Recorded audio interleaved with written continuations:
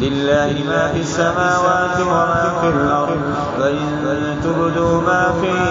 أنفسكم أو تخفوه يحاسبكم به الله فيغفر لمن يشاء ويعذب من يشاء والله على كل شيء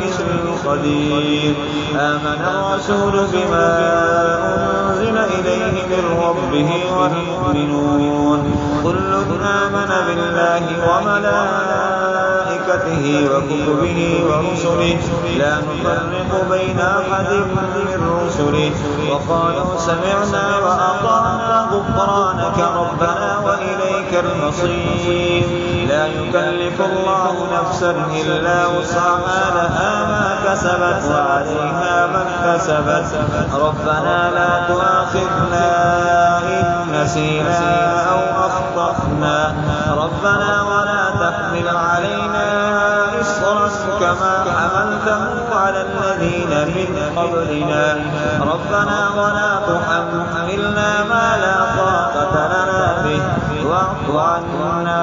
واغفر لنا وارحمنا أنت مولانا فانصرنا على القوم الكافرين.